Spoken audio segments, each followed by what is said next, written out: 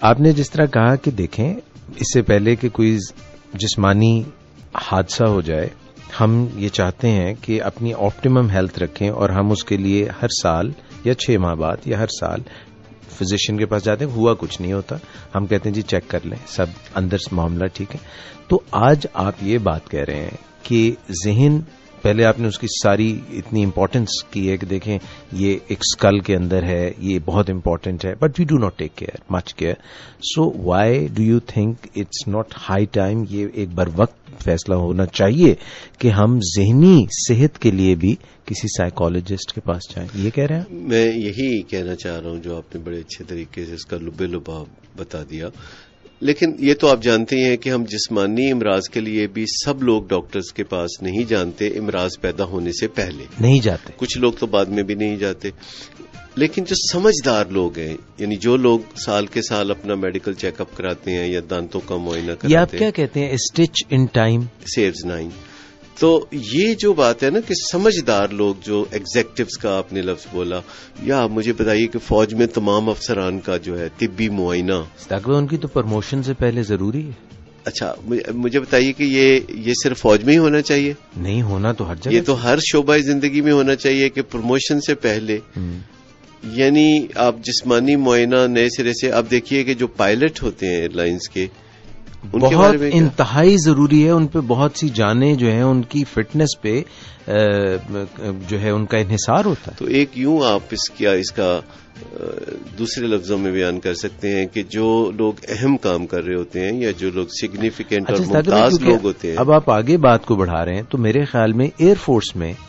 جسمانی ٹیسٹ اور psychological test دونوں میرا خیال ہے ہوتے ہیں, ہر سال ہوتے ہیں. دیکھیے جب بھی آپ زیادہ اہم کام کر رہے ہوتے ہیں, جیسے ایئر لائن میں کام کر رہے ہوتے ہیں, اس سے زیادہ یہ کہ آپ ایئر فورس میں کام کر رہے ہوتے ہیں,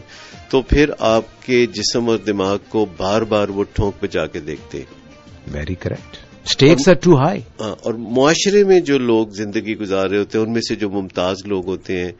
جو کامیاب بزنس مین یا ڈاکٹرز یا ایگزیکٹوز ہوتے ہیں یا وکلاء ہوتے ہیں, تو وہ نہ صرف اپنا ویسے خیال رکھ رہے ہوتے ہیں لیکن وقتاً فوقتاً کسی حادثے سے پہلے, کرائسس سے پہلے ڈاکٹر کے پاس جا کے اپنے آپ کو جسمانی طور پر پیش کر رہے ہوتے ہیں. لیکن ابھی تک سول لائف میں نے یہ کبھی نہیں دیکھا کہ کوئی شخص جسمانی ڈاکٹر کے علاوہ نفسیاتی ڈاکٹر کے پاس بھی گیا ہو کہ میں آپ کے پاس بھی آیا ہوں, تو ذرا آپ میرے خیالات کو ذرا دیکھ لیجئے, میری سوچوں کے جو دھارے ہیں ان کو ذرا دیکھ لیجئے, اور مجھے مشورہ دیجئے کہ میری سوچوں میں کیا مسائل ہیں. اور گفت و شنید کے ذریعے ہم بہت آسانی سے ڈسکور کر سکتے ہیں کہ کسی شخص کے سوچوں کے دھارے کس طرح بہتے ہیں, مینٹل میپس کس طرح چل رہے ہیں. یہ لفظوں میں زبان سے کچھ نکلے گا. معاشرتی طور پہ یہ جو ایک خیال ہے کہ کسی نفسیاتی سائیکالوجسٹ, ماہر نفسیات, تو سمجھا جاتا ہے دماغ خراب ہے. تو میں آپ جو آج کانسیپٹ ہمیں پیش کر رہے ہیں اور جس سے میں ٹوٹلی بیکاز گفتگو کے دوران آگے بڑھتے ہوئے یہ عیاں ہو رہا ہے کہ ہمیں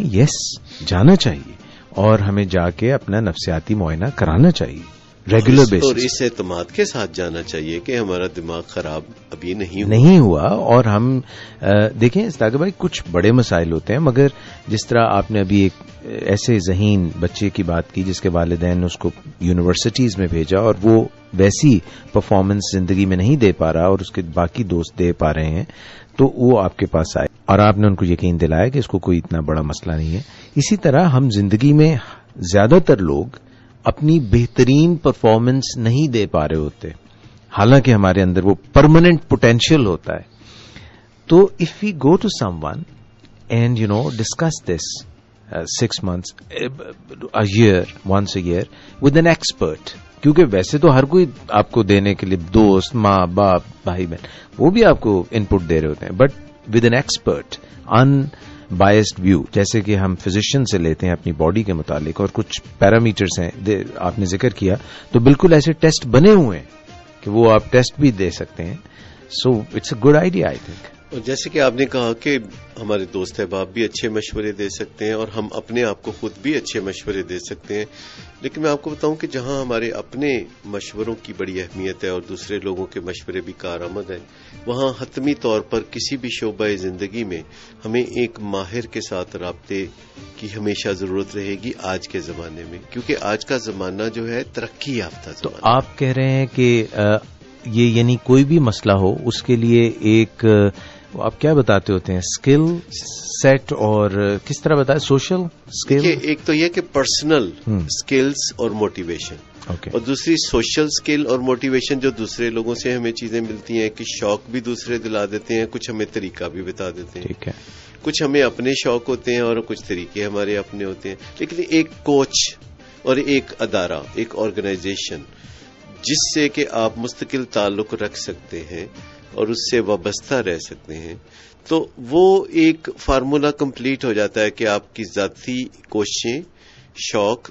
اور آپ کی ہنرمندی، پھر دوسرے لوگوں سے سیکھی ہوئی باتیں اور ان کے ساتھ چلتے ہوئے جو شوق جاری رہتا ہے، بڑھتا رہتا ہے۔ لیکن الٹیمیٹلی اگر آپ بہت ہی نمایاں کارکردگی کرنا چاہتے ہیں تو پھر آپ کو کسی کوچ کی مدد حاصل کرنی ہوگی، کسی ٹرینر کی، جیسے کہتے ہیں یہ ایتھلیٹ جو ہے یہ ٹرینر سے ٹریننگ لے رہا ہے۔